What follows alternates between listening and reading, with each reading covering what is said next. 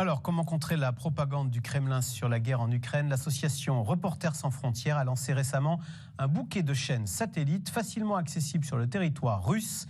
Les programmes sont souvent fabriqués par des opposants à Vladimir Poutine exilés en Europe. Sujet de Juliette Vallon, Stéphane Lopez et Ilana Azinko. C'est le genre de témoignage qu'on ne verra jamais sur un média d'État russe, celui d'une mère en souffrance. J'ai été prévenue de la mort de mon fils le 6 juillet par l'administration. Il était censé rentrer ce mois-là. Il allait avoir 10 jours de permission. Ils vous ont dit où il était mort? Pas immédiatement. Parce que j'hurlais. J'hurlais à tout le monde de se taire, de ne rien me dire. La guerre en Ukraine dans toute son horreur, mais aussi les funérailles d'Alexeï Navalny le 2 mars dernier.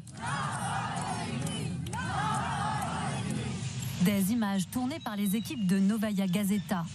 Le média indépendant russe exilé en Lettonie travaille encore aujourd'hui malgré le danger et a gardé quelques journalistes à Moscou.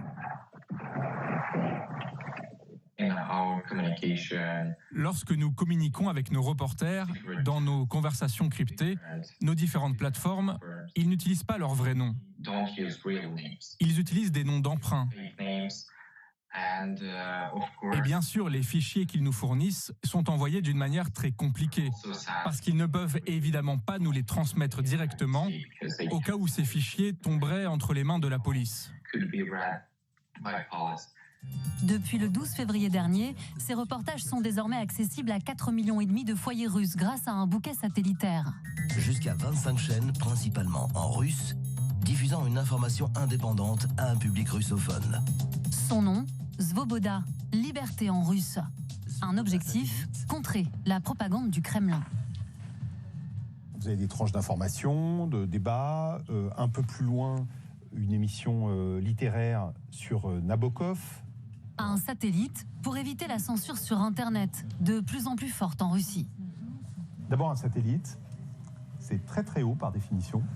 Ça arrose assez large et c'est très difficile à intercepter ou simplement de détourner le signal ou d'y créer des interférences. Là en plus, Svoboda est sur un satellite qui s'appelle Hotbird 13, qui est doté des dernières capacités. Vraiment, c'est très à jour en matière d'évitement du brouillage. Impossible pour la Russie d'aller détecter qui regarde ces chaînes. Rusé pour dénoncer plus librement la politique de Vladimir Poutine.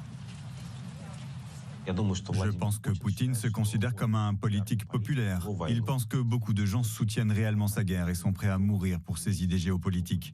Bien sûr, tout cela n'est qu'illusion et très bientôt les propagandistes de Moscou devront y faire face.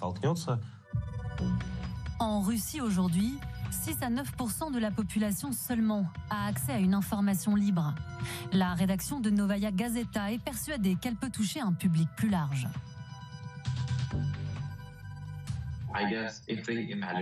On imagine qu'on s'adresse à un citoyen russe ordinaire, de la classe moyenne, d'âge mûr, avec un salaire moyen. Je pense que nous ciblons ces personnes parce que nos programmes les aideront à ouvrir les yeux sur ce qu'il se passe autour d'eux. De plus, nous devons rappeler que le projet du satellite cible également les territoires occupés d'Ukraine, car on sait que les gens là-bas subissent aussi la propagande. Le bouquet satellitaire Svoboda touche aussi des territoires comme la Biélorussie, la Moldavie ou encore la Transnistrie.